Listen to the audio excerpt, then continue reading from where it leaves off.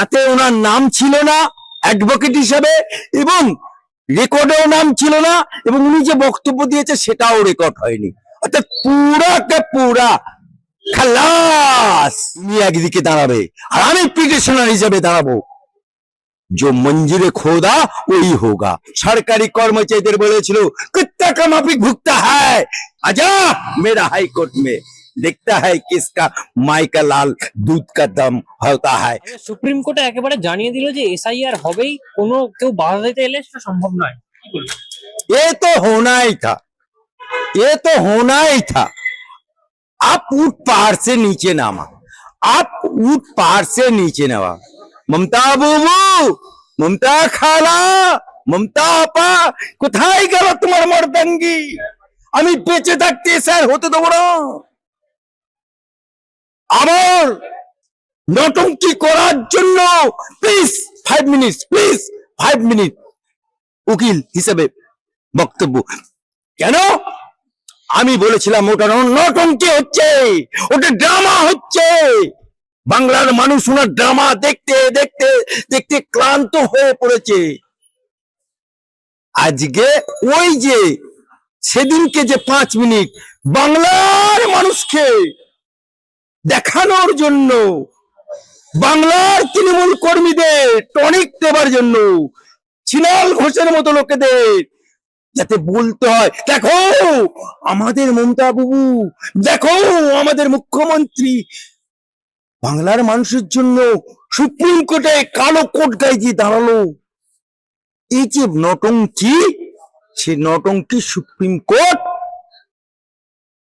সেদিনকে ওনার যে রায়, তাতে ওনার নাম ছিল না অ্যাডভোকেট হিসেবে, এবং রেকর্ডেও নাম ছিল না, এবং উনি যে বক্তব্য দিয়েছে সেটাও রেকর্ড হয়নি। অর্থাৎ পুরা কে পুরা খালাস। আর আজ সুপ্রিম কোর্ট পরিষ্কার ভাষায় বলে দিল যতই করো নরঞ্চরণ, আর যতই যা খাওয়াই চুটি, আর যতই তুমি কালো কোট গায়ে দিয়ে নচনে কোদনে হেলেন করো, এসে আর রুকনে वाला অভিষেক কা, মমতা বাবু কা, তৃণমূল কা কোই মাইকে লালের ক্ষমতা নেই। কারণ 11টা রাজ্যে এসআর হয়েছে, সেখানে কি মানুষ বাস করে না? সেখানে কি রাজ্য সরকার নেই? সেখানে কি মুসলমানরা বাস করে না? যত মুসলমান হিন্দু শুধু কি বাংলায় আছে? এসআর কি শুধু বাংলায় হচ্ছে? তাই সুপ্রিম কোর্ট একটা সাংবিধানিক যে নির্বাচন কমিশন, তার পক্ষে রায় দিল। তাই বাংলার মমতা বাবু, বাংলার মমতা খালা पूरा गाल, एक गाल में काली लिप्ता हो गया। বাংলার সুনাম নষ্ট হয়ে গেল, বাংলার মমতা ব্যানার্জি যে নৌটঙ্কিবাজ এটা প্রমাণিত হয়ে গেল। আর তারপরের দিনই দিয়ে মামলা হলো, তাতেও যে সরকারি কর্মচারীদের বলেছিল কিত্তা কা মাফিক ভুগতা হ্যায়, দিয়ে ওদের হকে পাওনা না, কিন্তু যারা সরকারি কর্মচারী छोड़ने वाला নেই, লড়তে লড়তে লড়তে লড়তে হাইকোর্ট, সুপ্রিম কোর্ট অবস্থান থেকে আরম্ভ করে দিনের পর দিন আন্দোলন করতে করতে তারা সুপ্রিম কোর্টে জয়ের মুখ দেখলো। আপ क्या करेगा, आप क्या करेगा মমতা বাবু? আজকে সুপ্রিম কোর্টে গেলেন না কেন উনি?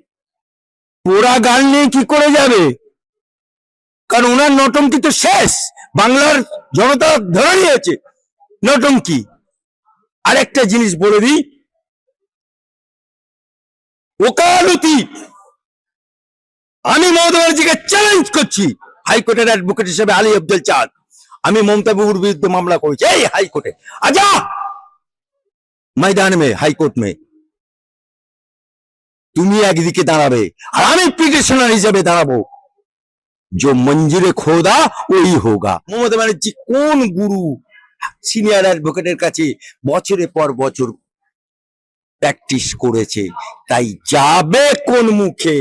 আজা মেরা হাইকোর্ট মে देखता है किसका माई का लाल दूध का दम होता है। तू एक दिखे हम एक दिखे, तू एडवोकेट मैं भी एडवोकेट, हो जाएगा खेला। खेला होबे आजा मेरा हाईकोर्ट का मैदान में हाईकोर्ट खोला है, मैदान में जो जीतेगा वही सिकंदर बनेगा।